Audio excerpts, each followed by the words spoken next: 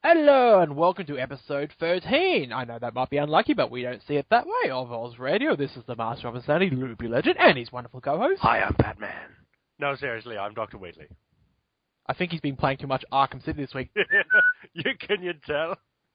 No, every time I look at my Steam's friend list, Wheatley is playing Arkham City. Oh my god, seriously, the number of times that I have finished brawling with someone only to have someone pop up in chat and say, hey, how's it going? And I'm just like, shut up, I'm Batman. Yes, I've copped that a few times this week, especially trying to organise this podcast, which has been a nightmare of organising this week.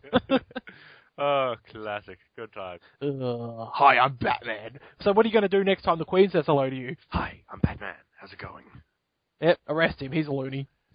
You can't arrest What do you mean me. what do you mean with the Joker? I think him and the Joker really are friends. Oh, man. Good times. Good times indeed. Anyway, and we've got our charming new guest star this week, Wolke. Hey there. Hello, mate. Welcome aboard. This is one of the newest moderators on Aussie for Aussie, and this week we're going to get to know him a little bit and just what it's like to be a bit of a moderator. So, you excited or are you more scared? Probably more scared of what's to come. Quick, insert evil laugh here. There you go, now you should be scared. There you go, you've officially gotten a Wheatley evil laugh. A dubious honour, if ever there was one. Ugh, please. Spare me. Anyway, we'll get right into the news. I think you can have the first honours. Yes, indeed. Alright, so as everyone and their dog has probably figured out by now, E3 was this week. I know, you're shocked, but bear with me here. So they brought out a load of thoroughly interesting and exciting news that I really couldn't give a toss about. If you really desperately want to figure out more, then honestly I suggest you just look it up, because there are plenty of other people who are willing to go into much greater detail about it than we are. Not me. Well, yeah, pretty much, but honestly, you know, there were a couple of things that seemed like vaguely interesting, but honestly, the moment I saw a trailer for Halo 4, I just lost all interest. Because, seriously, guys, they stopped that series for a reason. Bugger off and leave it alone. Jesus, you can't even pretend that it's not just your cash cow at this point. I will say one thing. I did hear some news about the new SimCity coming out. That was mildly entertaining for me, because I'm actually a fan of the SimCity series. You too, aren't you, Walt? Mm-hmm. It's looking quite nice, but also more stylized and less realism, if that makes sense. Yeah, they're getting back to what makes a good game, is it of being realistic for a change. Yep, although it still looks very complex in its micromanagement. Well, that's half the fun of SimCity, isn't it? Exactly. So I'm pretty excited. So, minus SimCity, I think that was the only thing that really stood out for me at E3 out of all the announcements I did manage to get a quick look at. Personally, for me, the only thing I'm actually looking forward to, in all honesty, is Borderlands 2. But then again, I've been looking forward to Borderlands 2 since before E3, so it hardly counts. Yeah, true. Alright. Our next bit of news, the Tekkit server is now officially updated and online again, so if you are whitelisted or you wish to be whitelisted, you can go to the forums and get all the information. If you're currently already whitelisted, join the servers and get started. There's quite a few projects going up already. I should know, I got a nice little lovely swamp town. It's a nice swamp. That's a lovely bog you have there, sir. I know. And the frogs croak and the bubbles smell wonderful. The distinct aroma of burning arse. Yeah, but yeah, honestly, if you haven't, as you probably heard from 2 weeks ago when we had Razar and Quads on, Tekkit is a wonderful thing. So if you missed the podcast 11 and you want some information on Tekkit, check out that one, or just check out Tekkit itself. But yeah, we're having you come along and join the fun. It's quite a fun occasion playing Tekkit on Minecraft. Yeah. Anyway, I really do need to check that out at some point. I do like some multiplayer Minecraft, but it does sound incredibly complex and the kind of thing that I really would have to research a lot before I quite got into it. Yes and no. I mean, I have trouble it is with redstone, but I understand the basics of most of everything. So, I mean, if someone like me can get the basics, it shouldn't be too hard for those of you that are mechanically minded. Indeed. Anyway, we have one last bit of news. It's an unofficial project. Solar said he might incorporate it depending on what happens, but I'm doing a sound pack which will redo every single sound in Hail, rage music, what lines that the characters say, final pyro music, everything. So if you wish to submit a sound for the Loopy's Hail of Sounds, as I'm practically calling it, send in an email with what character, what line it is, like if it's like a line where they kill someone, kill a specific class, jump or whatnot. So send it in a line or whatever music you think will suit said rage. Send in your suggestions, we'll see what I can come up with, eh? Yeah, and you already know that I'm going to be sending in that Joker one that I was telling you about before, if I actually manage to get it put together. The splicing of the two lines from the Dark Knight movie. How about a magic trick? I'm going to make these people disappear. Yeah, that might be good, actually. What are you going to have for his rage music? I'll probably keep the same thing for his rage music, maybe just add in some of the laughter from him, who knows. But, because let's face it, running around in that darkness, being attacked by people while the Joker laughs in your ear is pretty creepy, but... Oh, yeah. I really want to also have a follow-up one. If he does start off with, I'm going to make these people disappear, if he wins the round, I want to end it with the sound clip of him going, ta-da! They're gone. Hey, what would you do for a sound effect, Wolke? Not entirely sure, but I think Gaben could do with some extra lines, because he only really has the first ones, and there's plenty of material from his interviews to work with. You could probably splice something up that'd be pretty funny. You can't see it, but I'm rubbing my palms together in an anticipatory manner. You would. But maybe we can have a line. Maybe I can get in contact with the guy that does game and have him do a few custom lines with this. But maybe we can have a sound effect. Ha! You've been banned. I think if there's a sound clip of somewhere of Gabe Newell saying the word ban or hammer, I'm pretty sure that we're set. Yeah, I'll fingers crossed. I'll have a look. Oh, also, in preparation for this sort of thing, I have actually downloaded a bunch of Super Mario voice clips and sound effects, so that you can actually put in some stuff for Mario. Because let's face it, at the moment, Mario doesn't actually have a single actual Mario voice clip, and that's all wrong. I think we'll take the jump noise when he jumps. Like, you know how when Hal jumps, he's like, huh! Yeah. Like, I'm adding in jump noises for every character now. So we might have the classic boing when he jumps and collecting coins when he kills people, something like that. I also saw an interview done with the bloke who does the voice of Mario, and apparently he's a pretty friendly, approachable dude and gets quite a lot of emails, and I'm wondering if it would be possible to send him emails and ask for, like, specific voice clips. Because it's incredibly unlikely. It'll probably never happen, but how brilliant would it be hearing him having a go at the Heavy or the engineer or something? Oh, I've got an idea. You know what we should do? If he kills the pyro, he should say, "How's that for a fireball?" Oh dear. Silly pyro, fireballs come from your hands. Exactly. Something like that. Yeah. Anyway, we'll get to the YouTube picks in a second. We'll skip down because Wolke has been awfully silent at the moment. He thinks he can get away with saying absolutely nothing. So as we said, this week's special guest star is Wolke, one of Ozfur's newest mods. So what we want to know is, tell us a little bit about yourself, just to start with, so people know who you are. Not really sure how much there is to say. I mean, I've been around Ozfur for quite a while. I haven't been active, mind you, but in the last couple of months, I've been more and more involved with the community, and South Australian based, if that helps. You study university at all? Mm-hmm. I'm currently studying digital media at Flinders University, if anyone knows that. Oh, that sounds... What's that like? It's alright. No, so. Definitely a man of few words around here. Alright, well, how about a more of a civic question? How did you first get into or hear of Ozfur? That would have been about 3 years ago, I guess now, or 3 or 2, back when it was more of a subsection of the Furry Pound, if anyone recalls.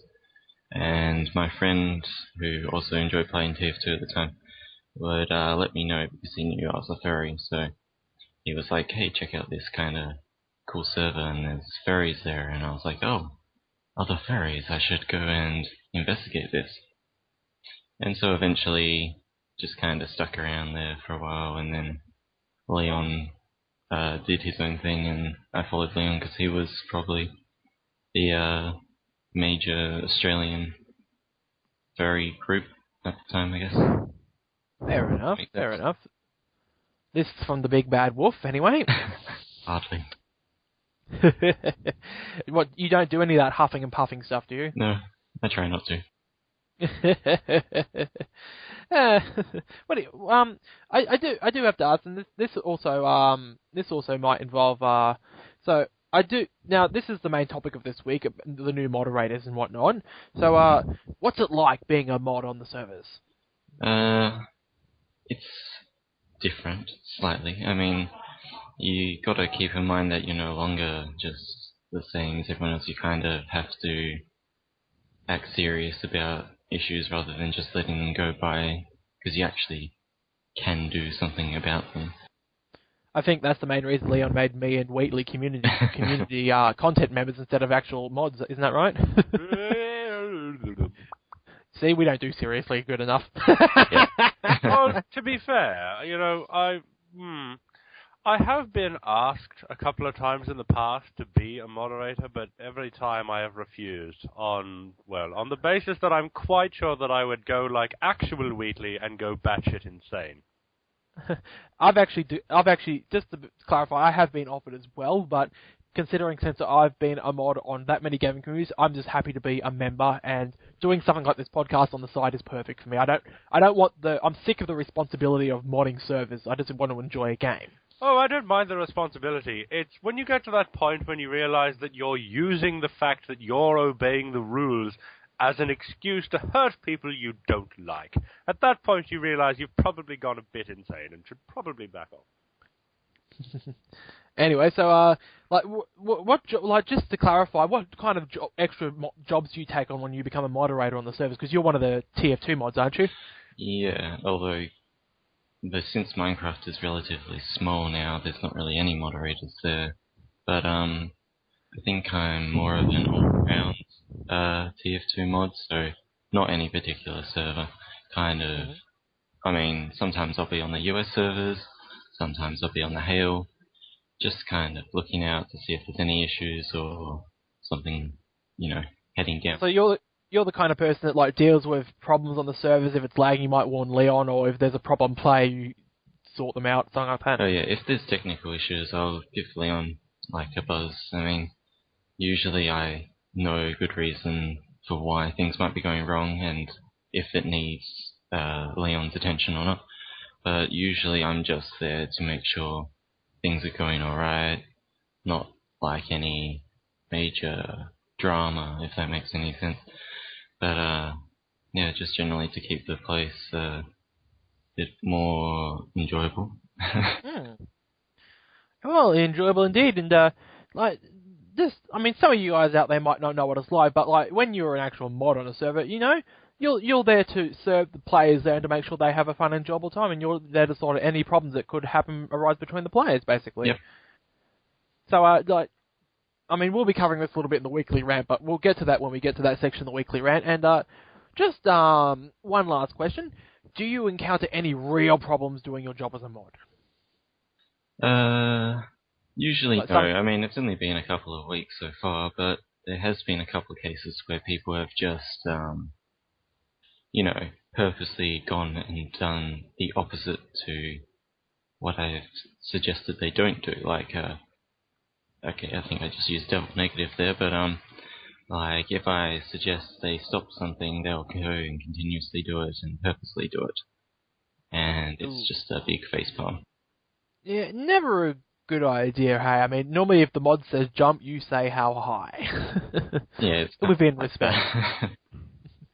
Oh, well, anyway. It's all a learning experience. You know that old saying, pain makes you stronger, tears make you braver, heartache makes you wiser, and vodka makes you not remember any of that crap. I drink to that, even though I've only got water in front of me at the moment. I've got Pepsi Max. Oh, shut up, Coke. Oh, shut up, both of you. This is not fair. I also have a bar fridge next to my desk with 12 other Cokes. Wow. He wins. He wins, definitely. I can't believe the guest star beat us at our own drinking game. You should feel ashamed, Wheatley. You lost at a drinking game. Why would I care? I don't actually drink. But I do make up a lot of drinking games. Yeah. In fact, you know what? That's something we need to devise, or at least, how about that? No, actually, better idea. How about we get the listeners to devise for this one? Get the listeners to collectively come together and create the criteria for a Mad Hatter's drinking game. Yes, but it can't be any real alcohol. Why not? No, not for us. For them. For them watching and listening to the show. Because that's the thing. We might be vaguely introspective, but the fact is that they will notice things that we do more than we will notice the things that we do. Ooh. So anything that they point out, we can maybe compile the best ones together into a list, and that can be the official Mad Chatters drinking game.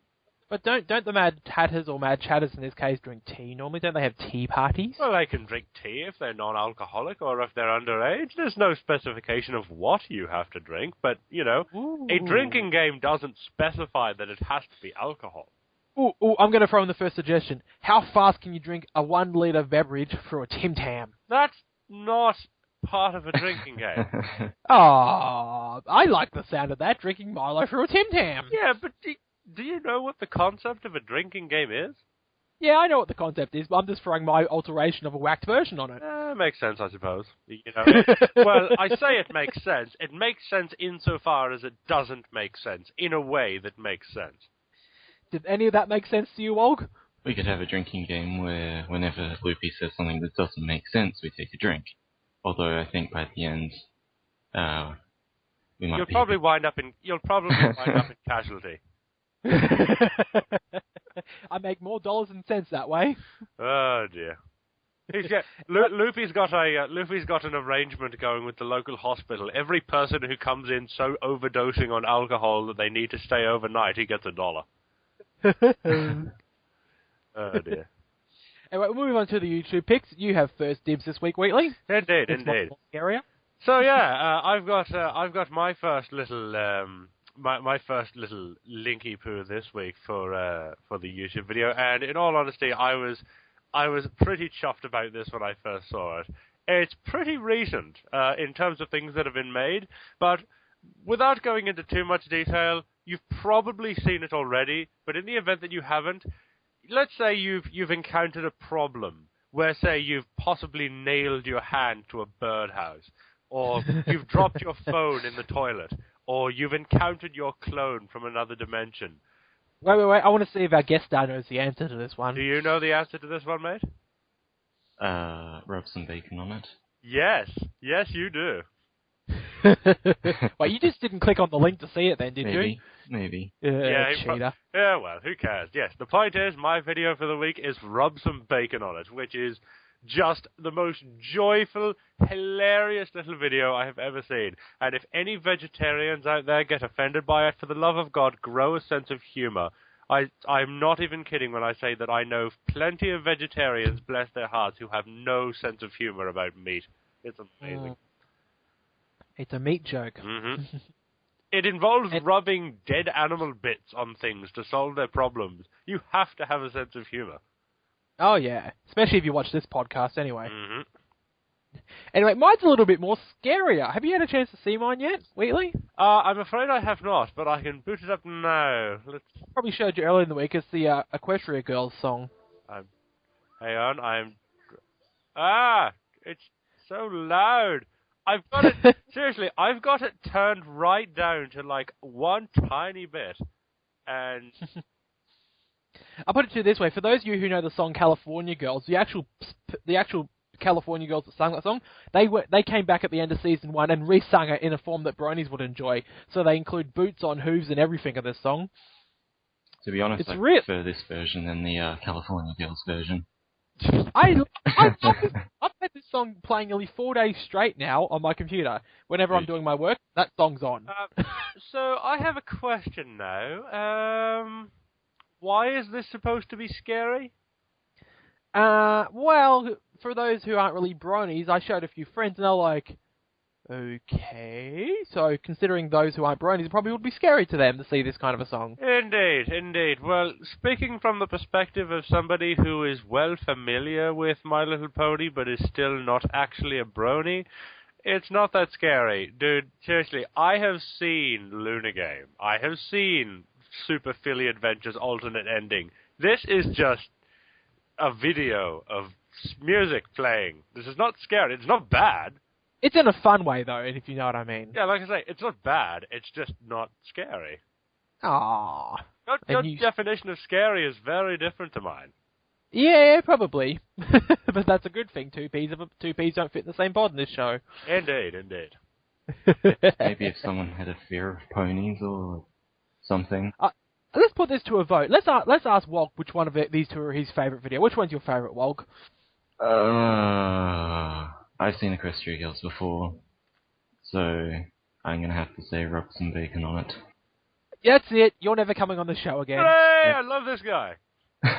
Oh, anytime they vote for you, you love them, don't you? Well, that's pretty much the way it's supposed to go.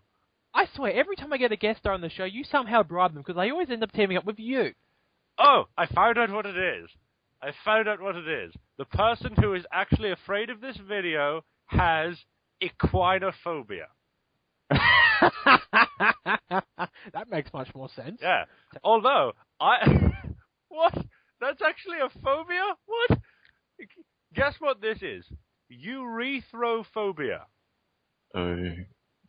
No, okay. It's not what you think it is. I swear. It's not what you think What's it the is. definition? By the way, it's not urethra as in UR and what have you. It's EREUTHRO phobia. You know what it is? Fear of blushing. Oh. Okay. Enter sarcastic dudum-ching here. Oh my god, I've just stumbled upon the greatest list I have seen in a long time. I think we'll get to that a little later then. Oh my god, it's a list of every known phobia. Link! Oh, Link! oh, Now! Link! Link! And I'll give you... There you go. Yeah. Link. That is the best thing I've seen. How did you stumble onto that from an Equestria Girls video? Because I googled when he said, what are you afraid... it might be for people who are afraid of ponies, and I was trying to find out what the definition of being afraid of ponies would be. And yeah, I found it, and there it is. It's in that list. Amnesia phobia, fear of amnesia. I'm pretty sure a lot of people have that now. Yeah, look at that one. See, every person who uses the splendid screen has androphobia, fear of men. I found one you won't like. This one's logophobia, fear of words.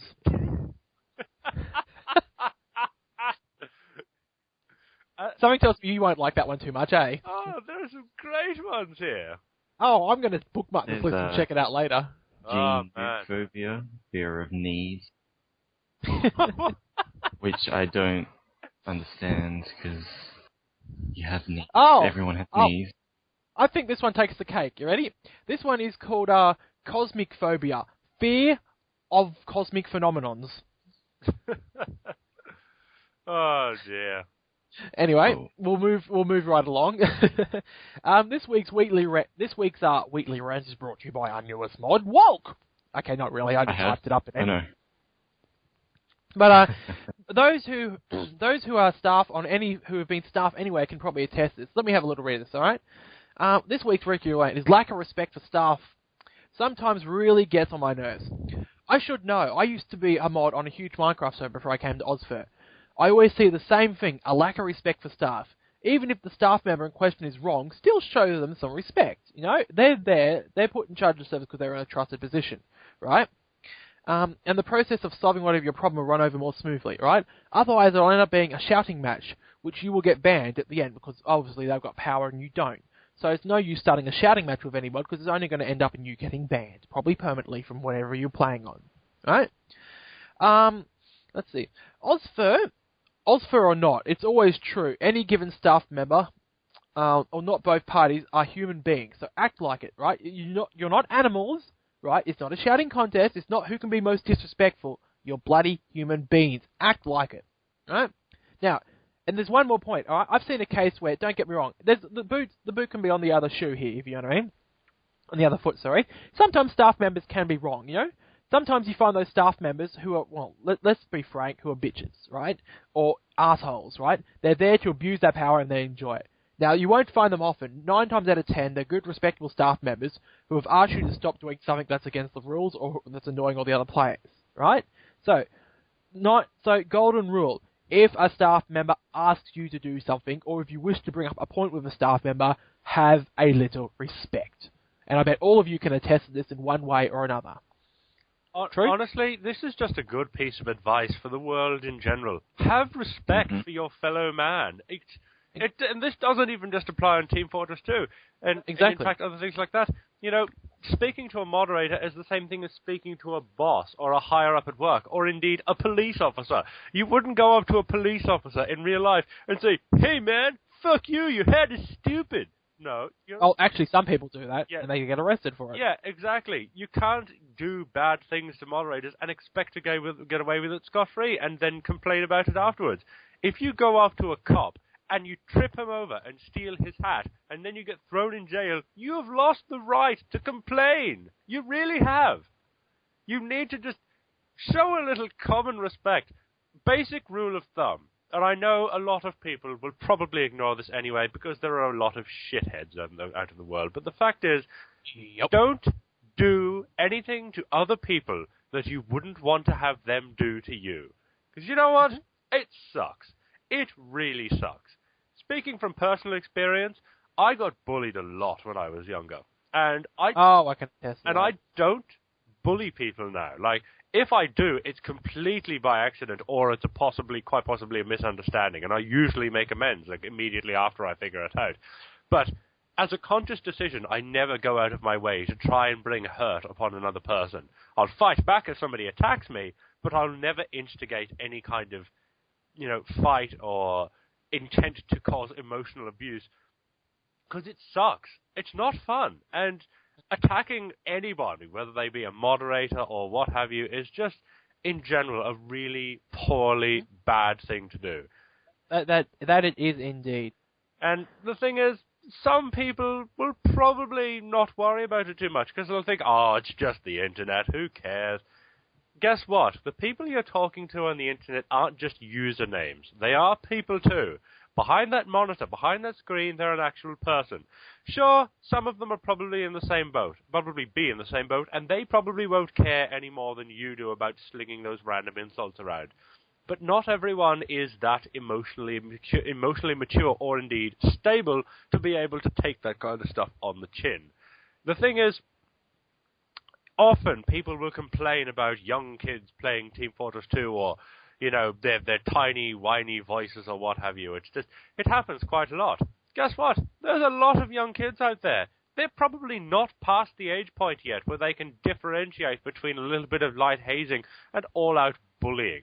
And just because they're young and playing a game that probably they shouldn't be playing doesn't give you the right to be an absolute dickbend to them. Seriously, just don't.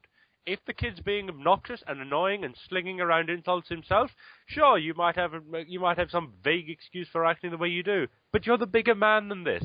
Don't argue with the little kids. It's not worth your time. Just mute them and move on. Exactly. I can't believe I just said that. When Loopy Legend tells you to show some maturity, you know that you probably should. Exactly. You know you've reached rock bottom when I'm telling you to do it. Mm-hmm.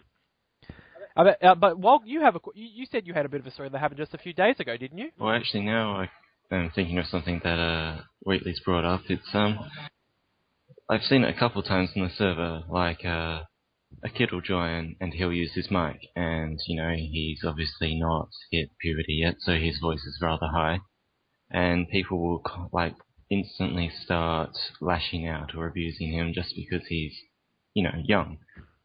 And really, it's the people who are lashing out that are doing the wrong. And, I mean, the kid hasn't done anything except talk. It's a really big issue. I mean, sure, he probably shouldn't be playing the game if he's under 15, because that's the guidelines. But even then, it's not, your job to put him down just for playing it. Yeah, I completely agree with that. Look, leave the kid alone. Unless he actually deliberately starts acting in a way that warrants you maybe putting him down. Like, if he starts attacking people and insulting people and calling people names, maybe tell him to be quiet or calm down. But just because a kid comes up and says, "Hey guys, how's it going? You know, everyone having a good time?" does not give you an excuse to tell him to shut up. That makes you a fuck. I mean, if it's bothering you that much, just mute him. Exactly. That's a good piece of advice to everyone. Before you tell someone to shut up, consider the possibility that maybe you could just mute them. Because it's a lot easier than getting into an argument with somebody in the internet. It really is. And you can go on and enjoy your game, and every time you see his speech bubble comes up, you can just sit there and go, sweet silence. But you'll never even see his speech bubble come up. So if he gets angry at you, then it's just pure, pointless, impotent rage. Yep. And he'll have a one-sided argument with himself and look stupid. Oh, yeah, and in the completely and utterly unlikely event that Gabe Newell or Robin Walker or anyone else from the Team Fortress 2 development team is listening to me at this exact moment. Now, you have to imagine me leaning very close to my screen here and looking into my non-existent webcam when I say this. You've done a good thing by giving us the mute function. Now give us the ability to perform a client-side gag on people. There are some people who I just don't want to see type. I don't want to hear them talk. I just want them to be completely muted every conceivable way. Can't we already do that in our Ozfest service? I don't know if you're moderator, so. Yeah, and moderators can mute people, so if you do have a problem on the Ozfest servers, come and see a friendly mod like Wolke, and he'll look into the case, and if it warrants a mute, he'll mute them. What I mean is a client-side gag. There's been gags and mutes for a long time, but the thing is, muting is something that a player can do to another player so he doesn't have to hear them talk anymore. Everyone else can hear them talk, just not him. What I would like is the ability to do that exact same thing with typed text, so that I can't see the stuff that he types. Everyone else still can, but I don't have to put up with it. That's what I would like. The fact that that hasn't already been implemented is astonishing to me. Well, at least you don't have to hear them. That's the good news. Yeah, vaguely. It's not quite the same, though, if you glance down into the chat box and there's an endless stream of, "You mad, bro? You mad, bro? You mad, bro?" I guess Incidentally, question, Walt, what's your stance on "You mad, bro"? I am so sick of that. All the time. I love you so much right now, in a bro love kind of way, not in a prison movie kind of way. Okay. Enter awkward scene here. Yes, I'm actually looking at Scott. I have a picture of a wolf with glasses on, and then a picture of Umbrella Man. It's just giving me weird ideas in my head at the moment, which I wish I could. Doctor, I'd like this part of my brain surgically removed right now, please. You just need some of that music playing in the background, I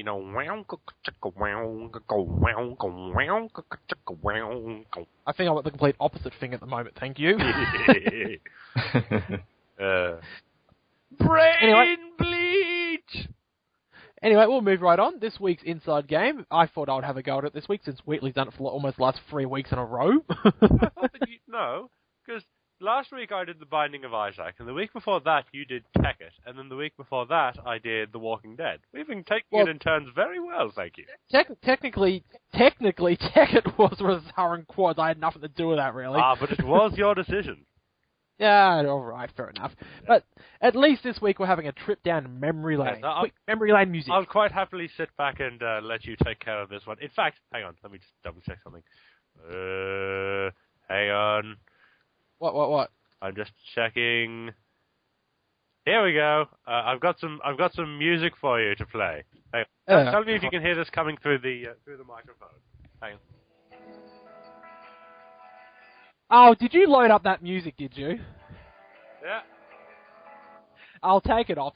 But yeah, that's the game we're doing. Have you ever heard of Roller Coaster Tycoon 3 at all, Wolke? Yes, I actually have it. Yeah. Do you remember playing that back in the day?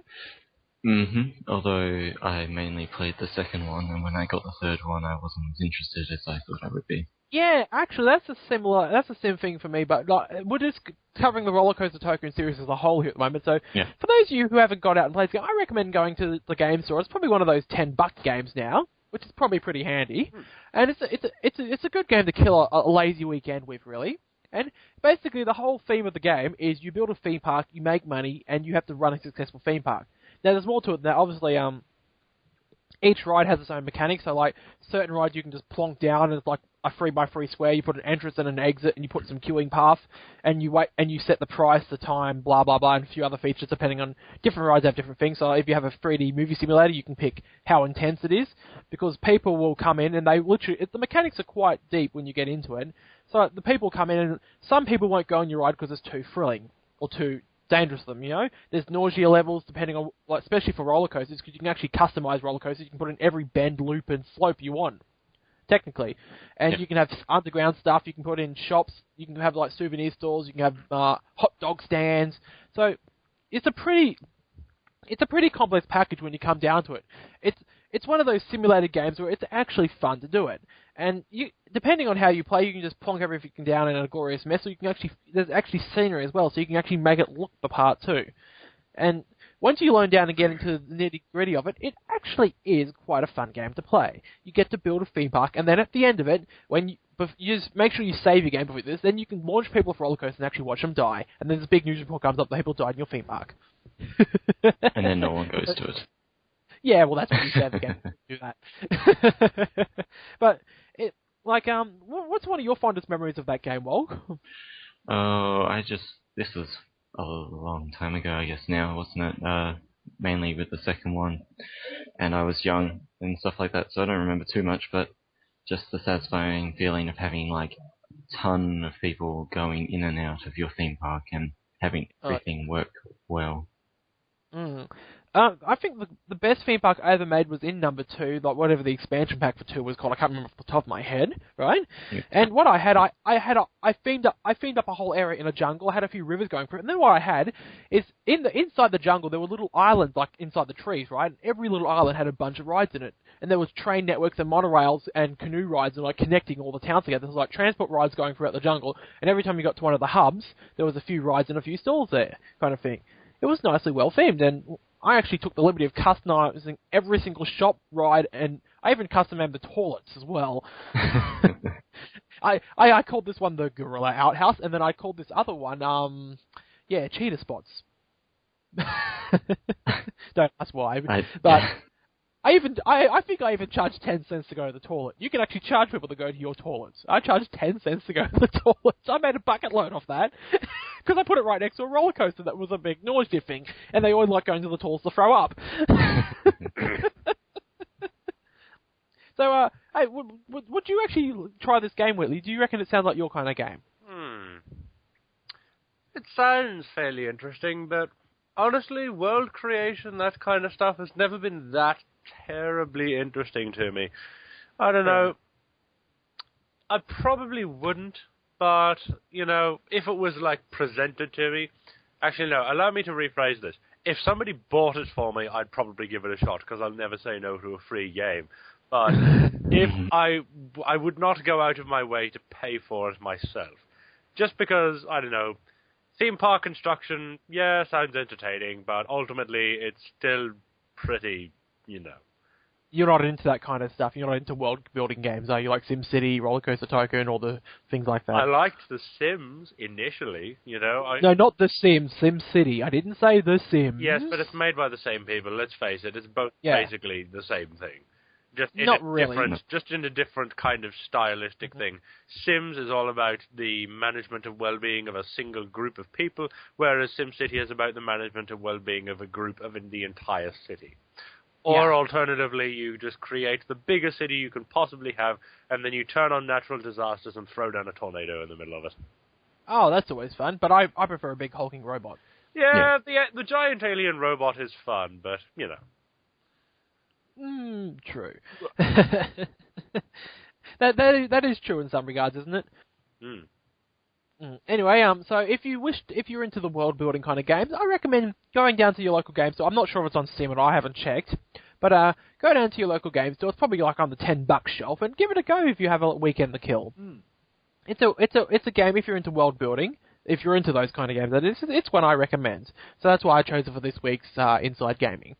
So, because, well, let's face it, E3 had nothing interesting to talk about anyway. Burn! Depends who you are.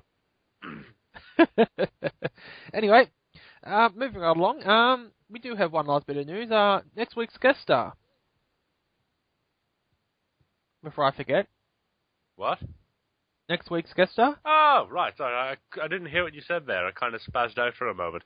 Yes. I noticed. Next week, we have my dear friend Rocket Shoes will be coming onto the show. And for those of you who are unfamiliar, Rocket Shoes is not only an amazingly good artist, like she does crazy good stuff, and has done some fantastic Team Fortress stuff in the past, but not only that, she has quite possibly one of the coolest jobs that has ever existed, ever, which is that she teaches, and I couldn't really go into the specific details, because she'll know it better than I do, but she teaches at a college as a professor who teaches the creation of comic books as a course.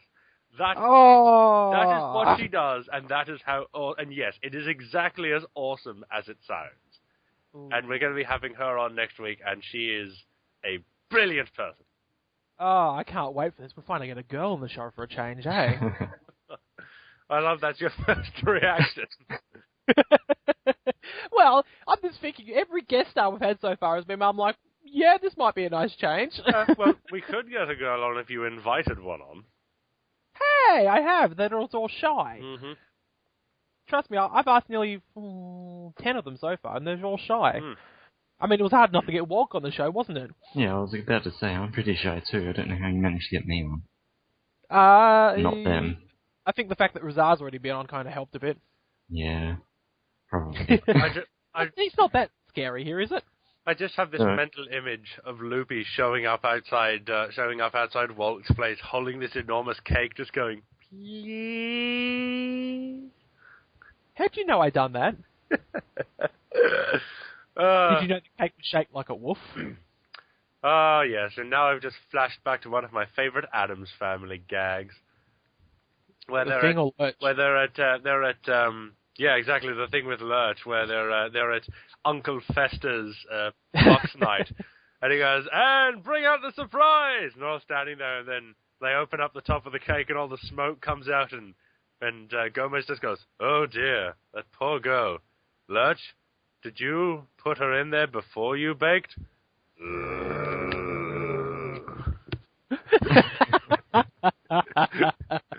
I remember that one. Oh, God. I am so in love with Lurch. He's such a great character. Oh, yeah. Who doesn't love Lurch? And I also love that random moment when he shows up in the old Adam West Batman TV series. When he and Robin are climbing up a wall outside a building, and Lurch opens up the window, looks out and goes, oh, it's just you, Batman. Oh. That was funny. I'm not even kidding about that, actually. Let me see if I can find that. Hang on. Lurch on Batman. In the meantime, we'll move on to the Mad Chatters table.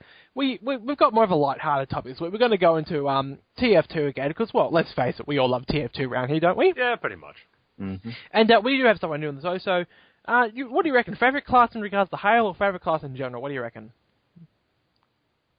Oh, what do you reckon, Wheatley? No, I'm asking Wheatley which one we reckon we should cover this week. I think we should just ramble about it personally, but in terms of stuff, I was thinking more along the lines of why we play the classes we do. That's a good idea. Let's start with our guest star, since I'm putting him on the spot and making him feel awkward again. Wolke? Well, Hale, not Hale. Sorry, dude. There are no smoke bombs that you can throw at the ground here. Yeah, we'll do both. We'll do both. So both in regular TF2 and in Hale. Which class do you play and why? Mostly. Oh, I guess no, maybe not in Hale, but usually I play Soldier or Sniper in regular TF2. No idea why. I used to almost solely play Sniper purely because I have no idea. I think you love headshots. Yeah, maybe. I would love to see how many people who play Sniper continually, if you actually ask them why they play it, a lot of them probably wouldn't answer. And I wonder how many of those people would not answer because the first thing that popped into their head is because I don't want to do any work. That's an Aussie for you. Yeah. It's a pretty lazy class. You don't do much. There's not much. Like, you don't even move much, really. Yeah, you just have to have a quick reaction as soon as the action happens. It's very boring. Well, but you'll move plenty if I'm playing my regular class. How about we put it out there? I mean, for those of you who are listening, email us in the same answer to the question. You know, we might read your answer that next week on the show. Find out. Anyway, what about Inside Hail? What's your favourite Hail class and why? It depends. Usually, it's also Sniper purely because you can do a bunch of damage if if no one notices you. If not, Soldier is also good. But more recently, I've been going Demo Knight because I found out you can do a ton of damage if you have a medic. Yeah, the only problem with that is I actually tried Demo Knight in Hail, and I'll tell you this: I got one hit, then I was frying pan by Hail. That's why he said you need a medic. Yeah. Because the medic keeps you alive long enough for you to get your free shield. Yep. Actually, do you know what? Do you remember last Will who we had on the show a while ago, Wheatley? Mm-hmm. I see him playing Demo Knight. He gets like 4 or 5 heads, no medic. Yeah. Well, some people are a lot better at it than others, but then again, it really depends on how good you are at being able to, for lack of a better word, dance with the hail. Like, you've seen what I do when I'm playing as Gangplank, with my Ubersaw, how I'm just prancing around the hail, just going, wham! Ho, ho, ho, wham! Oh, you can't take on Gangplank, can you, lad? Wham! Just continually. And then you quickly heal someone who's up on a platform and run away. Exactly. For me, it's a lot like playing Arkham City. Sorry for going back on this tangent, but it's like dropping down, landing a 4 or 5 good hits, and then using the grappling hook to go whoosh. Oh yeah, and by the way, for those of you who didn't see that, and which is everyone, I actually moved both of my hands upwards and slightly to the side in a mimic of Batman flying away as I made that whoosh. Yeah, that's the official sound effect of Batman flying away. Well, there you go. He not only does voice work, he now does sound effects too. Sheesh, anything you don't do? You? Yeah. Does he do parties? I do parties. Yeah, very well, I think thank that's your you. job. Anyway, I'll go next since Wheatley's still involved in looking for whatever video he's looking for. Oh, I already found it. I posted it seconds after I found it. Oh, sorry. Yeah. Something else to say, Wolke? He found it. No, that's just what I was saying. Oh, yeah, okay. I found it literally before I had finished saying the sentence. It's in the Skype window, but we'll get to that in a minute. You can copy-paste that for later into, other things. Like, put it in the Google Docs for the people to look at. Well, this might come as a bit of a shock to you, but personally, it depends on what map, but outside of Hail, I actually do enjoy, I Scout as well, but also Engineer, surprisingly enough. Especially on 2-foot, I enjoy setting up I have a very particular way I set up my base defense, but I love being more of I don't just build my stuff and stand there and fix it if someone shoots. I actually like building my stuff, right?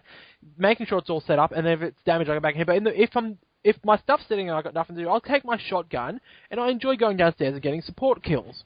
I help the pyro kill the soldier. I have a few shots, and it's actually rather enjoyable, because I kill people, and I don't have a powerful weapon, I just have a blinking shotgun. And I feel like, I can get kills with a shotgun. I'm professional. I especially love this when I'm on the battlements, and I'll shoot the snipers on the other side of a shotgun. I might get 3 or 6 damage, but that's enough to finish them. Yeah, that's sometimes fun. Yeah, I actually just sit there and I like being bait sometimes, so I walk out there and I actually used to work with a sniper. I used to jump out first, so they took the shots of me, that he'll step out, line up them up, and bang, he'll kill them. It's rather fun. I like being the role of bait. And it's the same in Hail. The main reason I go Scout is to play bait. Who doesn't like enjoying chasing the annoying orange pony? So I use that because I'm the Scootaloo Mimic, I use that to my advantage, and I lead them through everything from heavies with medics, demo man, traps, engineer nest. It's quite fun doing that. Yeah, because they're too busy trying to hit you and you're dodging them. Exactly. I mean, I can sit there and dance around Hail till the cows come home. So, especially, I've actually been working with for those of you who know Rainbow Eclipse or Lustrious, they're the Apple Bloom and also Sweetie Belle mimics. The 3 of us play as the Cutie Mark Crusaders on many occasions. We do it several times a week. And what we do is we normally get a medic for Sweetie Belle, who's the soldier, and then Apple Bloom, who's the mimic. They normally build like a tier 3 sentry, have a medic there with the soldier. I come running through and I'll sit there and dance around him in range of the sentry and the soldier. And we, between us, like, we average almost 6 to 7k damage between the three of us every round. It's frickin' fun being bait. And it's just fun to jump around. Like, you know, he sits there, you jump over his head, you jump over his head again, and it's just, like, especially when it, I mean, I don't do it on purpose, but it's strategy based. You know, I'm jumping over his head in a particular area to get damage, but it's just an extra bit of rewarding when the Hale's like, stand still, you damn pony! It's just that extra bit of reward that makes it really fun to do. You know, you sounded a lot like one of the gemstone dogs just then. Stop running around, pony! Pony, stop running around! Stop making that noise! Anything, just make her shut up! God.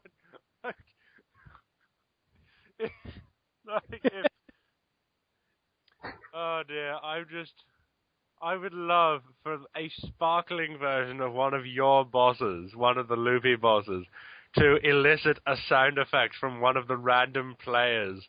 Just saying anything to make him shut up!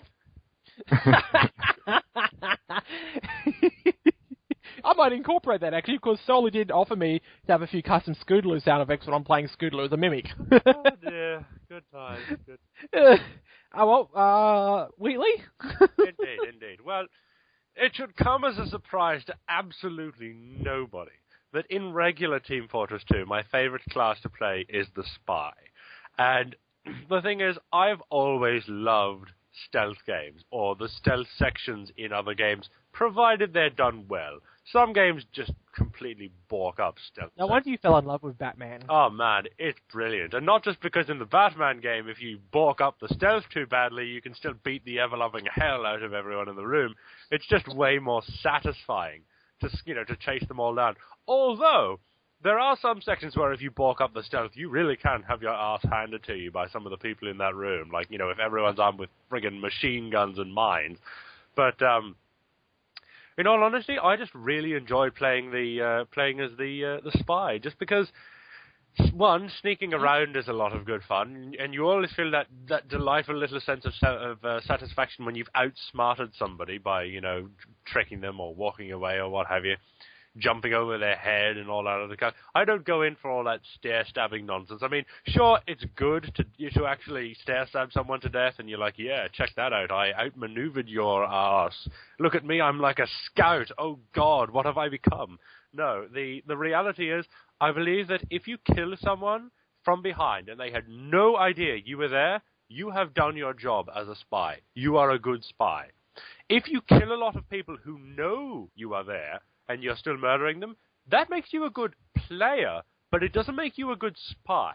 Spies are meant to be subtle, sneaky. They're meant to creep around and perform backstabbing assassinations, and, you know, basically they exist to throw a wrench into the enemy's plans at the most inopportune moment. If your entire function as a spy is to run around being as obvious as possible, enforcering people to death, and all that other garbage, you're a terrible, terrible spy. I don't care how good you are at killing people. You're a good player. You're not a good spy. You're a crap spy if you can't get any proper actual stealth kills. But Nothing spells doom worse when I'm an engineer in 2-Fort than, oh no, my sentry's being sapped. Ah, crap, I go to fix the sentry. I'm backstabbed from behind while I'm fixing the sentry. Well, that's the thing. A lot of engineers can see through that, so what they'll often do is they'll check the area, or they'll hit the thing once and then turn around, because there'll inevitably be a spy there behind them. But good spies can get you while you hit it once. Good spies can get you while you do that once. They'll sit there, stealth at the right spot, they'll follow you in, and as soon as you get one whack on it to stop the sapping, boom, you're dead. Personally, one of my favorite tactics, which a lot of engineers do not see coming unless they're, you know, particularly good, or I've already done it to them once, is you sap the sentry, cloak, and stand on top of it. As soon as the engineer comes up, you jump onto their head and decloak on their head, and then straight downwards. But I've got to say, that's an interesting strategy. It works, you know, that's the thing. This is a key rule when playing Team Fortress 2, and it's really, really good if you keep getting gotten by spies. People never look up. Look up. That is where the spies are. They're not behind you, they're above you. That's where they are. Clinging to the ceiling like spiders with knives. But anyway, in actual Hail mode, I obviously have a predilection now towards playing medic, purely because I have the Gangplank Mimic, which gives me the shield and the cool voice and what have you. But the honest truth is, if there's a good player that I can heal, I love playing medic. It's a lot of fun, and, if the person is there able to actually fend off the hail reasonably well, you can make a brilliant partnership. If every single patient is a blithering imbecile, which unfortunately happens more often than I'd like, then I usually wind up swapping either to Scout, Pyro, or possibly Sniper, depending on the map. If I'm playing Castle Siege, I love to play Sniper. Especially if I have, say, the Bazaar Bug or the Sydney Sleeper and the Girardi, and just cover them in P. Always with the P.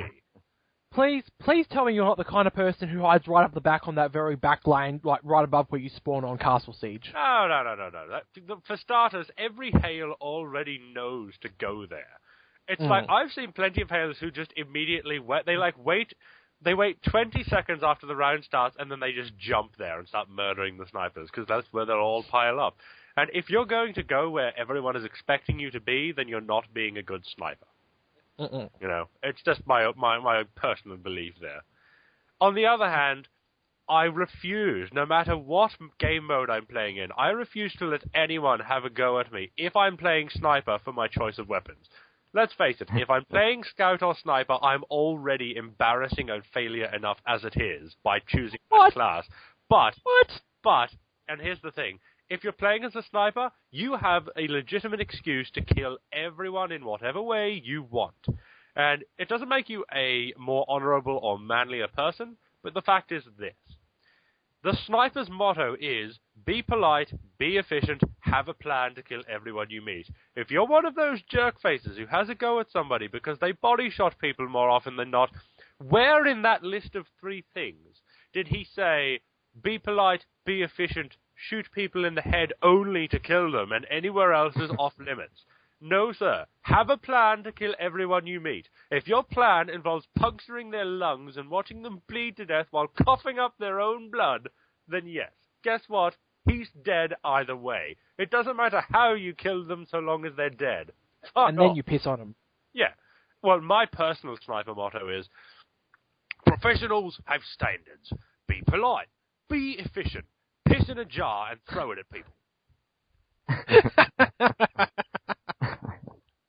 Well, it makes sense, doesn't it? Because one thing that, especially good snipers that use the Sydney Sleeper, every time they Girardi the Hail, everyone gets in crit time, which is good. I like it. Time! Everybody loves crit time! Yeah, I've got a spare name tag. I'm thinking I'll rename my Girardi Crit in a Jar. Crit in a jar. What do you reckon? That's actually not bad. That's probably one of the most original Girardi names that I've heard in quite a while. Yeah, well, there you go. And then what am I going to call the Sydney Sleeper? Crits in a Bullet? Anyway, I think we'll get to the emails before we get too sidetracked anymore. Anything more you had to say on TF2, Wolke? No, not really. I was just going to mention that you can do the same as Scout with the Fan of War. Yeah, that's true, but I prefer the atomizer. It's more fun to jump over Hale's head than to hit him with a fan. Especially when I name my atomizer, because I'm Scootaloo, proof chickens can fly. Oh dear, that's just awful. No, it's not. Anyway, we have... Yeah, probably move on to the emails at this point. Yes, because I don't want you insulting me. Anyway, let's see. This one's from Matt the Mighty. Says up, Podcast 13. Things just got a lot more unlucky. Okay, someone who is obviously cynical. And it's not cynical, it's superstitious. Same thing. Well, in my books anyway, I forgot the word superstitious though. That was the first thing that popped in my head, so me. I'm under pressure here. Yeah. Anyway, hello, Matt the Mighty here again. Lonely but happy banana. Okay, have a drink here. I couldn't find out who the guest star was, if any, so let's say, I've been waiting for you all week.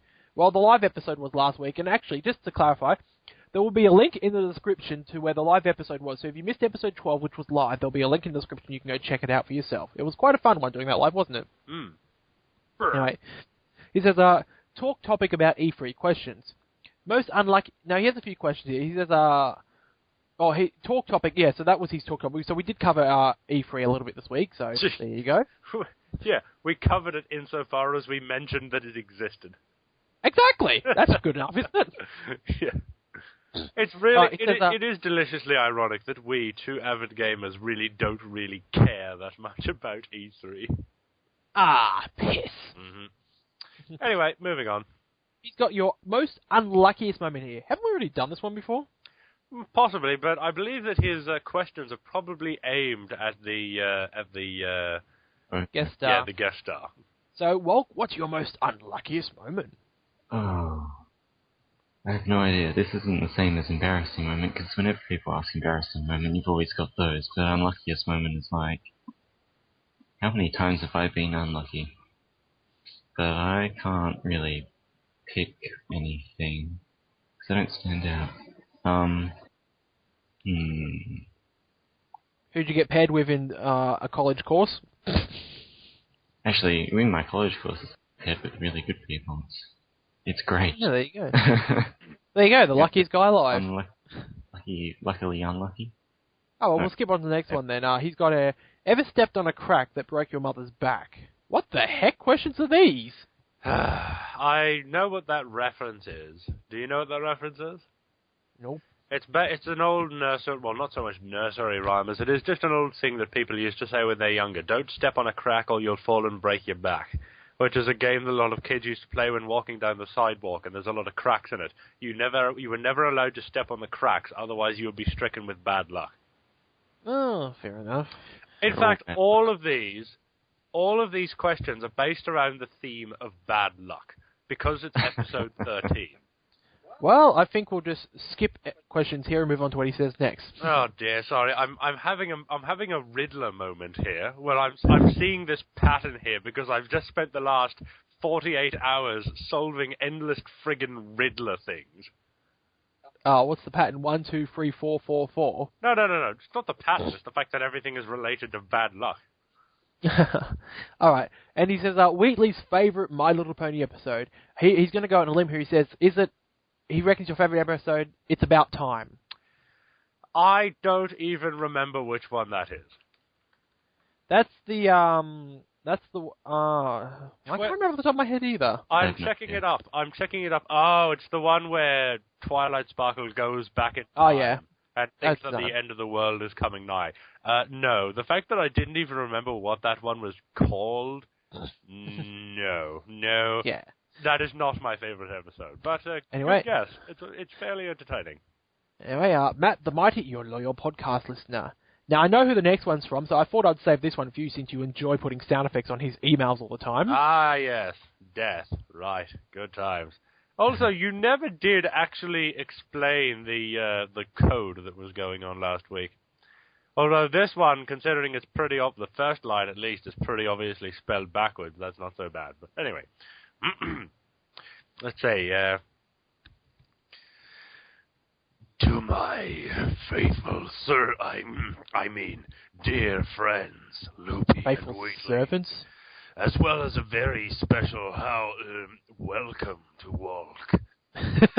Last week, it appears there was a lot of confusion regarding my statement that I am more insane than Loopy, and if you were to try and judge our insanity levels, it would be equivalent to dividing by 0. However, if Wheatley is to be so inclined as to set up a competition to determine once and for all who is the most sane, I will gladly partake. Before you continue with the email, I'd like your best guesses at the translation of the poem earlier in the week. If you'd require a recap, taste the death that goes through the air. The atmosphere is thick with what I cannot share. As for the next few parts, the Guftaf Ilfnak Guflaf Luk Gurp Herbal Gahu Bug Upno Ers Boop Guba Ins Ab Erns. Well, Luffy, if you have anything to share on for those two things, then go right ahead. Yeah, I do. It's a Vegineer reference. Yeah, the first line is backwards. The other ones Yeah. are not just backwards. I'll tell you what, I'll look into it and I'll see if I can get an answer for It's next week. quite It's not obviously a code. It says Yeah. there, the solution and the way to solve it can be found in Death Crazy Poems. But honestly, if it's anything like what I normally would do, I think I might be able to get it. Just give me a moment to think here. Dun, dun, dun, Shut up. dun, dun, dun, dun, dun, dun, dun, dun, dun, dun. You know, Hey, you got any ideas on this one, Wolke? Nope. I was going to Oh, that's go right. backwards, and then I... You're fresh out of bed still, aren't you? Yeah, What time were you up to last night? 6:30, you said? maybe.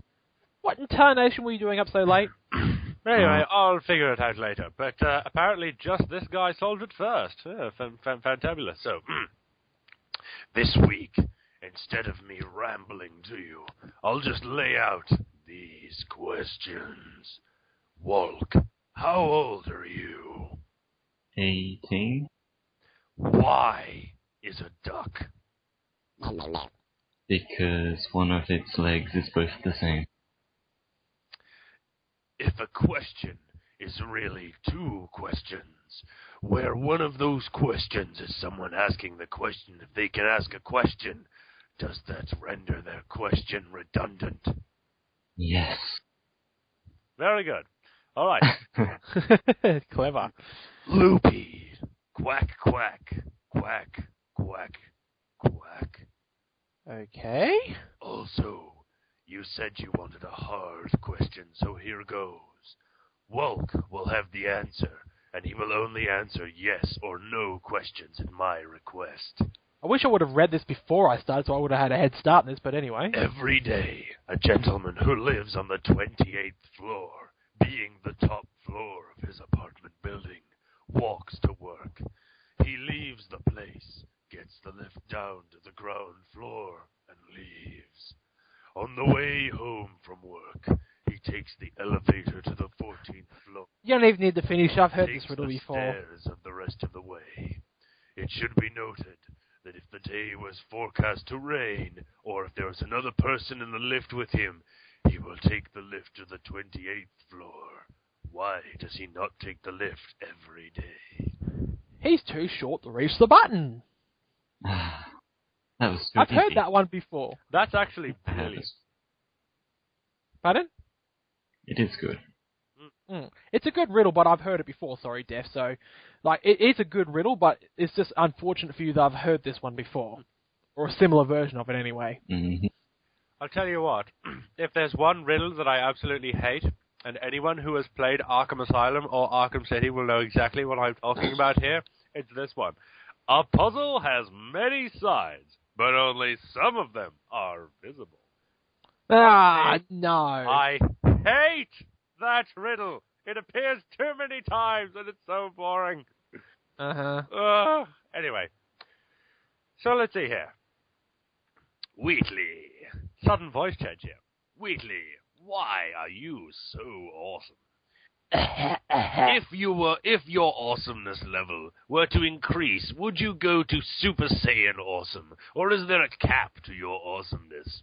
And if you had to choose between nuking the North Pole or the South Pole, which would you choose and why? With all due respect, Death YMFZZTY01G11Y2GG2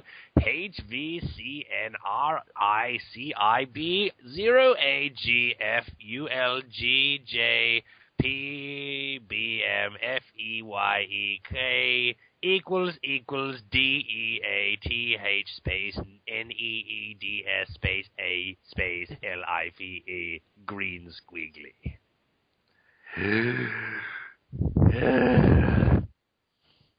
For those of you who didn't get that, I actually wrote Death Needs a Life on the end of that, so Wheatley was reading it. Indeed. And for those of you who really want to have an answer to those three questions, why? Because I have awesome parents. 2, if my awesomeness level were to blah blah blah blah blah blah blah blah, well, you really have to see me in real life to get a proper answer to that. It doesn't really happen online all that much, because online bears certain limitations. And if I were to choose between nuking the North Pole or the South Pole, which would I choose and why? Well, he definitely wouldn't nuke the North Pole, otherwise there'll be no more vodka. Well, I think I'd probably be more inclined to nuke the South Pole. Just because, aside from Australia, there's less that I like down in the Southern Hemisphere than what I like in the Northern Hemisphere. It's boring down here. Minus this country, of course. Yeah. Pretty much Australia is the only worthwhile reason to be in the Southern Hemisphere. Actually, I will throw in one more. I actually like Rio as well. Rio de Janeiro. That's a pretty good place to hang out. Tis not bad. Tis not bad. Minus that, everywhere else is boring. Anyhow, moving on to the next email here. Alright, I think this is a new person, actually. Dear Wheatley, the wonderful, and Loopy the crazy. Yay! I'm wonderful! I'm crazy! Yay! Couple of thoughts for you guys. Options, as the opinions on the latest information on the next Minecraft 1.3 update. Oh, he's got something we can click on here. Hey, I love clicking on things. Keep reading the email. I'll quickly. I will. I'm reading. He says, number 2, options on the upcoming games: Assassin's Creed 3, Halo 4, Borderlands 2. Oh, you should like that one. Black Ops 2, Counter Strike, Global Offensive, and Hitman 5. I will actually give opinions on those shortly, but after I've read these Minecraft things. And I just opinion. Now, I'm not too sure what he means, but he says opinions on Wog's Green. I don't know what he's asking either. Might have to go get Carl for that. And he says, also, why does Loopy always complain about death and others that shall stay unnamed? Also, 1 equals 2. Also, insanity contest sounds great. I'm liking this idea. Mm-hmm. Also, getting there with a series of rooms in Portal 2, your mad chatters fool us, comp. Sincerely, Lepo. Woo! Hooray! So then, I just took a quick look through that Minecraft upcoming features thing. Yeah, some of it looks alright. Nothing there that really kind of springs out at me aside from the Ender Chest. I'm pretty chuffed about the Ender Chest. Mm-hmm. Have you seen that, Luffy? Do you know what it is? Yeah, an Ender Chest is basically like, let's say it's a multiplayer server and you want to trade with someone, but they're like 3,000 blocks away. Ender Chests have different color combinations, so if you have the same, let's say it's a 3-digit combo, so let's say I have black, blue, and you have black, blue, right? I have my Ender Chest at my base, you have your Ender Chest at your base 3,000 squares away, I put a stack of cobblestone in it, you can open up your chest in your end and pull the stack of cobblestone out. Or, as an alternative, if you're walking around and you're thinking to yourself, gee, I would like to get some of these vital items from back at base, but I can't really get them. What will I do? I know, I'll put down a second Ender Chest here, and now I can get the supplies from way back in that other chest and bring them out here.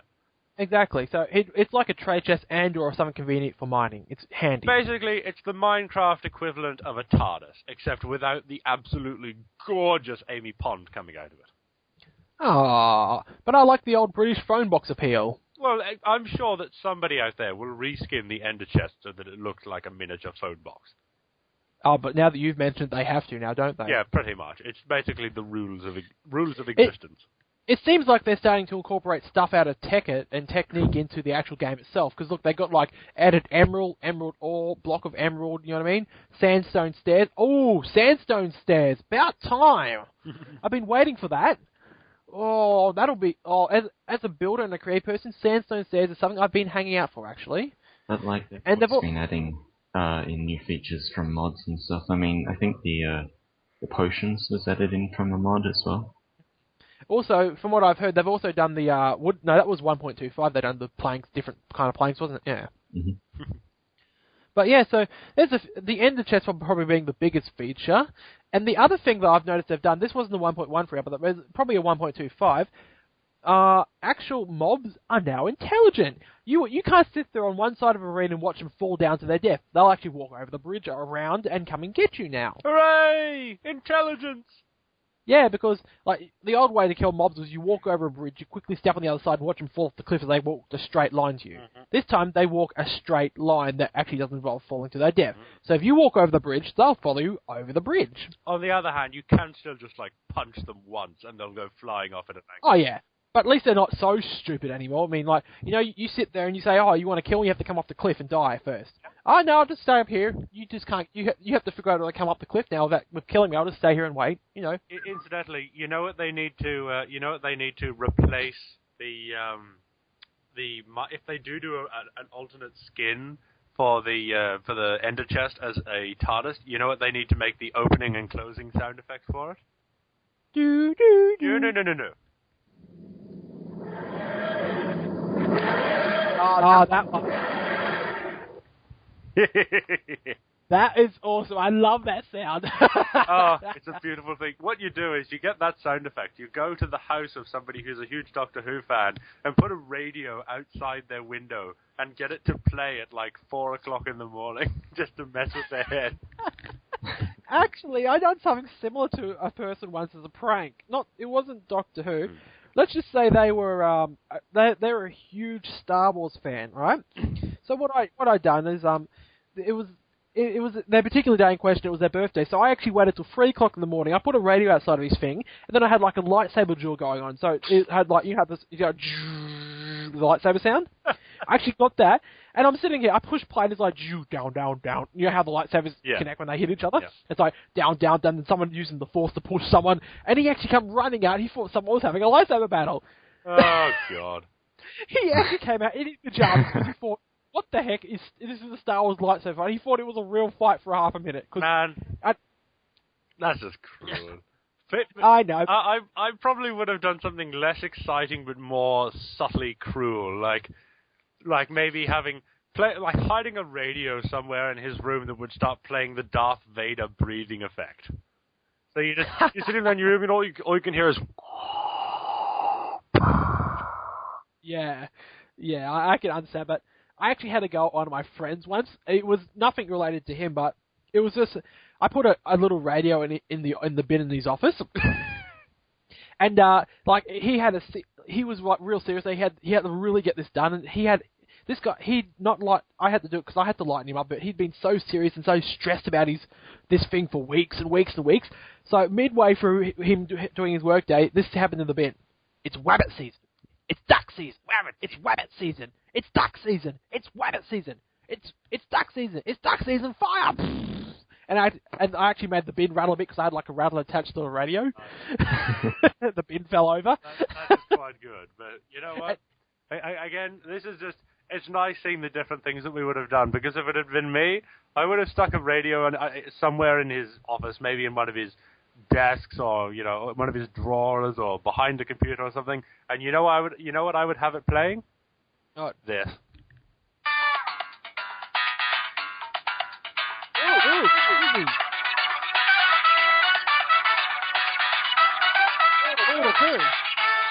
Portal music. That's just the exactly Portal radio music. Yeah, I like it. Yeah. Speaking of Portal, how are your maps coming with that, actually? Quite well. And speaking of Portal, I'm sure that this is something that almost everyone here will already know. Like, most Portal players will already know this. But in the off chance that there's maybe one or two of you out there who don't actually know this, that little Portal radio tune, that's actually the background tune. Like, that's the melody from Still Alive, sung by GLaDOS at the end. It's just played over and over in a chirpy, cheerful manner. Yeah, so there's a fun fact for you. Anyway, on to the actual games part of that question. Yeah, Borderlands 2, I assume you want to go with first? Well, for me, I'm just going to sum up my opinion of each of these things very quickly, and maybe go into a bit more detail for the other one. Right, we'll go in a circle each game. So Assassin's Creed, just a quick summary. Assassin's Creed 3. Assassin's Creed 3, yeah, it's all right. I liked the first few Assassin's Creeds, and I have yet to finish Assassin's Creed Revelations. In fact, I have yet to start Assassin's Creed Revelations, because I've been getting through everything else. But if it keeps on the formula of being incredibly fun, I like the idea of it being taken to a new setting. In fact, that was what Yahtzee originally thought that the series was going to be. You know, using this kind of assassin motif and using Desmond to go back in time and experience different time periods and the evolution of the League of Assassins. And I think that's a great idea. So personally, I think it's quite good. But, you know, that's assuming they don't completely mess up the gameplay. You did hear me say the part saying a brief description, didn't you? That is brief. Oh, great. I forgot it's you. Yeah. Hello, Wolke? words. I have been watching E3, unlike I guess you guys, but when I've seen that it's always a lot more actiony and a lot more explosions and stuff like that than I feel Assassin's Creed should be. So I'm kind of not looking forward to it as much as I originally was, because it's less about assassination and more about being a one-man army. Well, and me personally, don't play Assassin's Creed, so meh. Don't hate me for it. It's funny, that conversation's going to come back when we eventually get to Hitman 5, but I'm glad it's last on the list, because it will take a little bit for me to explain my stance on that one. I think we can all sum up Halo 4. Yeah. Ready? 1, 2, 3. Meh. Oh, I thought we were all going to say meh. Oh, it doesn't matter. It's the same thing. Halo 4, another money grab. Yep. Halo's just gone these days, hasn't it? Yeah, congratulations. You took a series which had a beautiful, fantastic ending, and it actually and despite all the hate for Halo that non-Halo players give it, I've played all the Halo games. They are really good. The community, the multiplayer community, is full of a bunch of obnoxious, pretentious, douchey... I enjoyed the storyline. But the Didn't actual enjoy the story multiplayer. of Halo is pretty good. And Halo Reach was a perfect circular way to end the series, bringing it back to where it began, showing where everything was coming from. And appropriately enough, in the theme of a halo, of a ring, bringing it all back to where it started.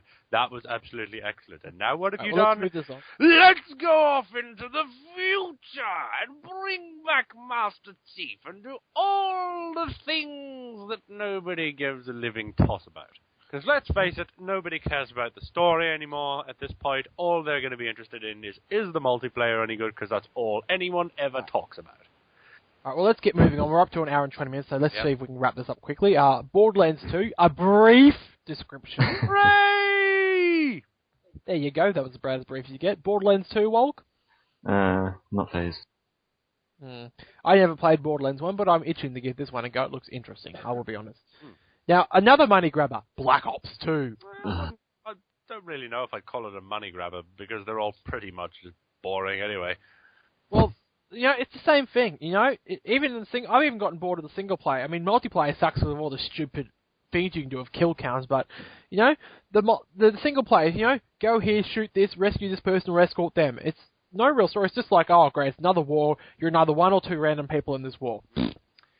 Yeah, personally... No big prize. It's funny, this actually comes back very strongly to that conversation that you and I considered doing very, very, very briefly for the Mad Hatter's table this week, when you asked me about the possibility of a Team Fortress 3, to which my response was, there will never be a Team Fortress 3, because there is no reason for Team Fortress 2 to stop being what it is. They're raking in copious amounts of money for Valve at the moment. There's a very active community that is very passionate about the game. It's been around for years. It's still just as strong as it was before. Everybody loves playing it. It's still incredibly fun, and every time a new Battlefield or Black Ops or Bad Company or whatever comes out, I just sit there thinking, oh yeah, look at this new game of yours. How long is it going to last? 3, 4 months? 5 months in a pinch, and then you'll have a new game out? Meanwhile, we've got the same game, which is just evolving and becoming more magnificent than your pansy little boring military That shooter. sums it up. Yeah, exactly. Now, Counter-Strike Global Offensive. It's Counter-Strike with better graphics. Yay! Yeah, I was never too fussed over Counter-Strike myself. It's alright. Honestly, though, I challenge somebody to deny my statement. That's what it is. It's Counter-Strike Source with better graphics. That's it's honestly basically... like, don't fix what's not broken, I guess. Exactly. You know, what else can they do? Bomb has been planted. Mm-hmm. Anyway, Hitman 5. Now here's where it actually becomes, for me, the thing... Brief brief description. Screw you with your brief descriptions. I'll try and keep this as brief as possible.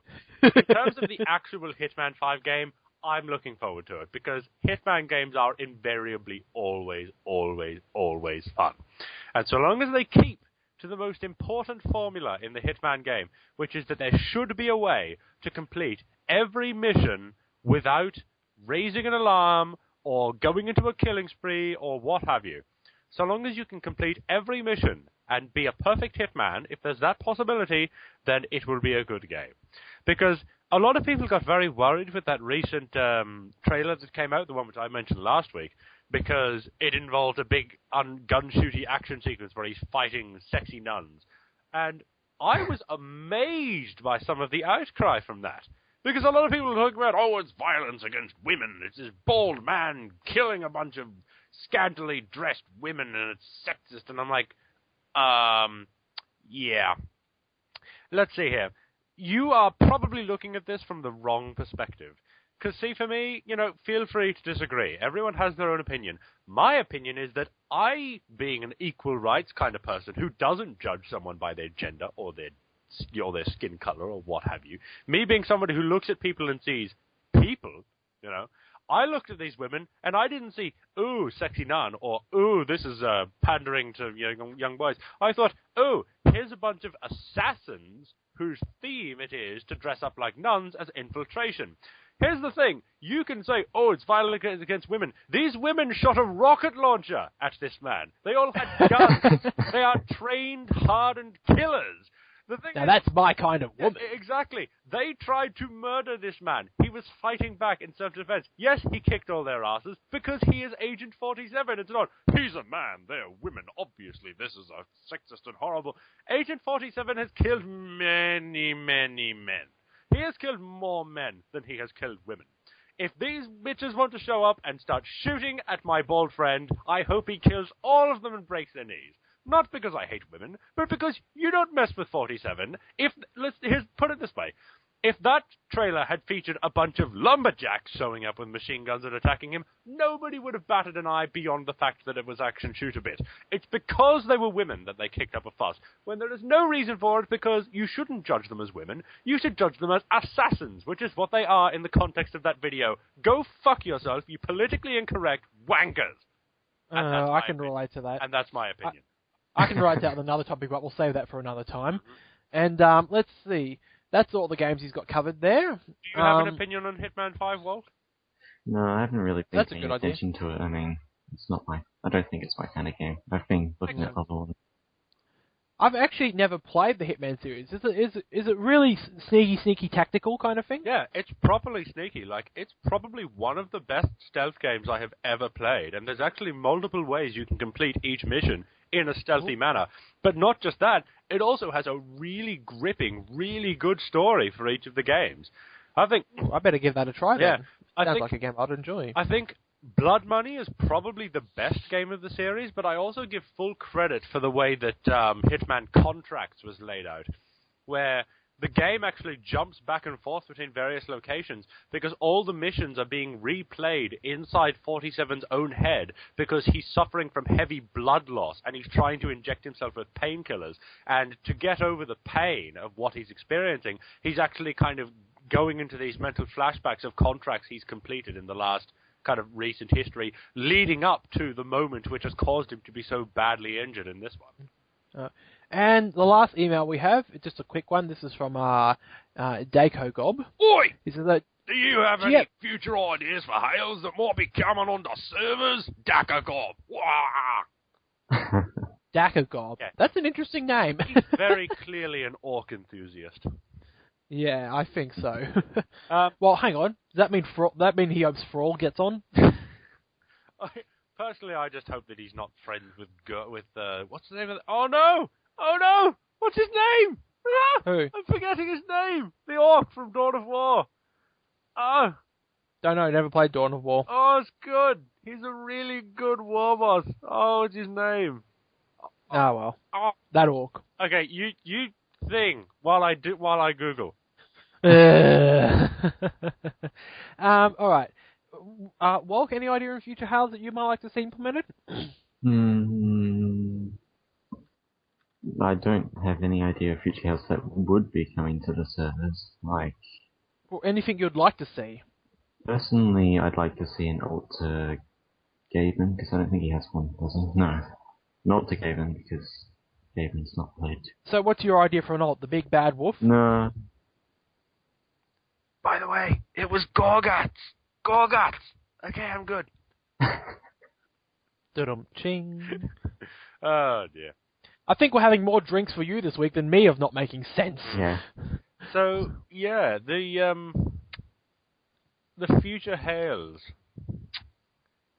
Now, it's an interesting question, but it seems to be leaning more towards the idea of, do we actually know for sure if there are new hails coming?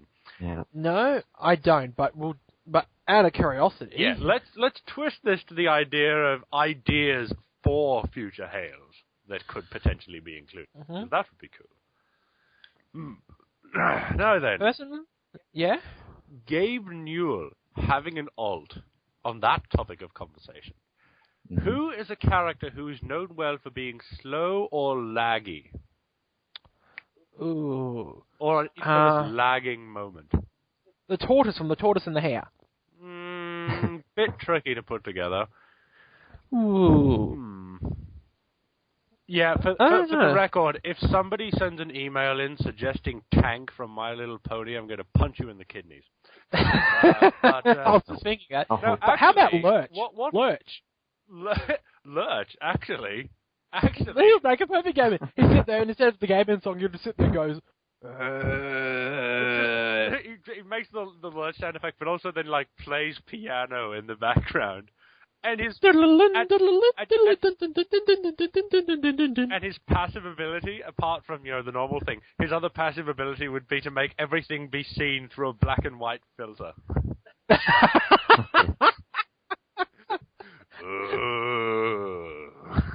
It goes black and white. Oh dear, that would be wonderful. Yep. I think Lurch would make an awesome alt for Gabe Newell, eh? Yeah, absolutely. I mean, my original idea was going to be Slowpoke from Pokemon, but yes, in retrospect, Lurch probably goes a lot better. I can imagine what he does at the end. He sits there and wins the game, and he does this. He's like, with a thumbs up. Honestly, just so long as the first thing he says when he appears is, "You reign." Yes, that's perfect. Oh dear, it's brilliant. Oh, hang on a second. I've got this moment. I'm just waiting for him to get a little bit. Here we go. Hang on. Let me just crank up the volume here. Okay, you ready? You ready? Okay, hang on. Wait. Oh, it's you, Batman. You gave me quite a start. Yes, citizen, you may return to your harpsichord. We're on official business. Oh. Yep. Lurch means Batman. I'll put that clip in under the YouTube pics. We got to put that one in. Oh, I love it. You gotta love it, don't you? You have to love that, don't you? Oh man, I just think Adam West is such a hilarious man because he takes himself so seriously. Like I should rephrase that. He plays everything totally seriously and totally straight, even though he knows perfectly well that most of it is complete nonsense. He knows how to lay on the cheese thick, in other words. Yeah, exactly. Like him doing his own a parody of himself in Family Guy, which shows a great sense of humor. But also, he is prone to one of my favorite moments from that whole Batman series, where Commissioner Gordon is on the phone to Bruce Wayne, and he also phones up Batman to get help, and he thinks that Bruce Wayne should converse with Batman to try and work out an appropriate solution to the problem. So Commissioner Gordon puts the two phones together so that he can talk, and Batman is standing there as Bruce Wayne on the other end of the line with both the Bat phone and his own phone pressed up against either side of his head, having a conversation with himself.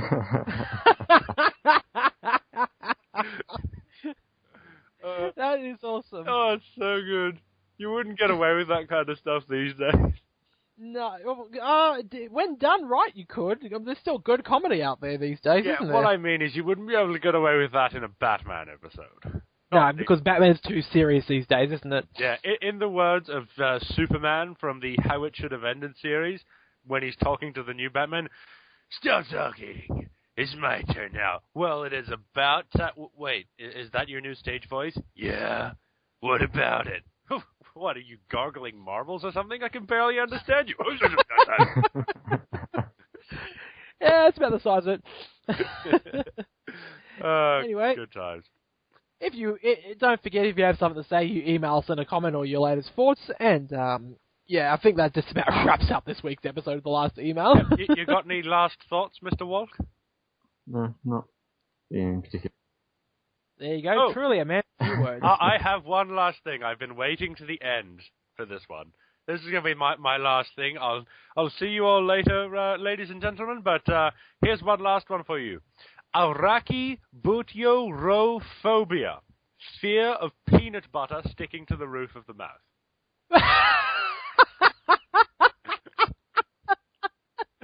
I was actually saving one of those for the end. Oh. My favourite is this one, which I'm not going to be able to pronounce. I'll just send it here. Yeah? What the... Can you see that? That's the fear of the number 666.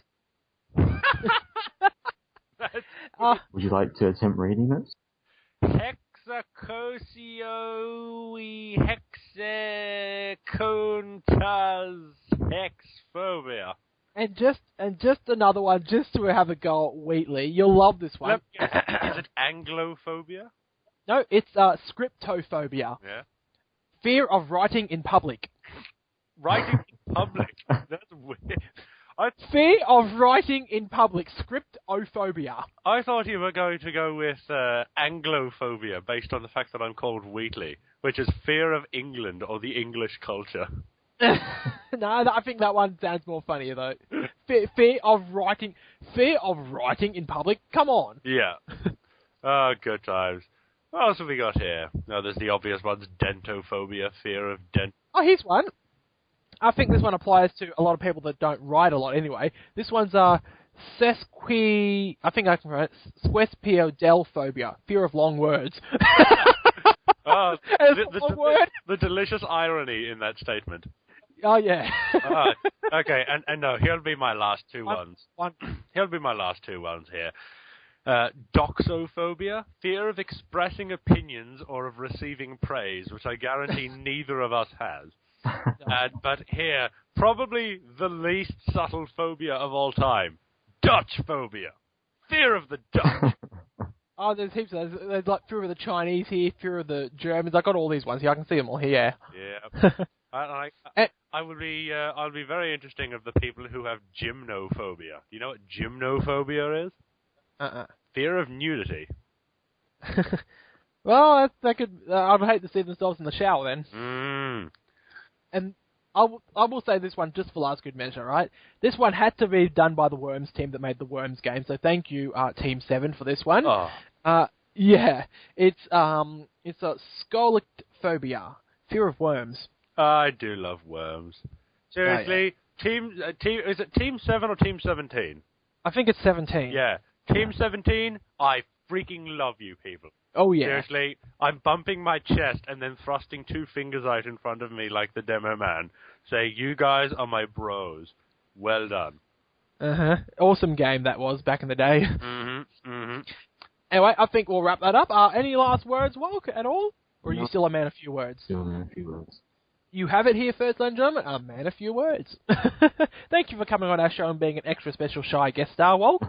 No problem. This is Loopy Legend, the Master of Insanity, and his wonderful co-host. Hi, I'm Batman. I was waiting for that. Okay, Dr. Wheatley, for those who don't know, he's not Batman. Shut up, I'm Batman. And we'll see you next week for episode 14 of Oz Radio. Cheerio. See ya.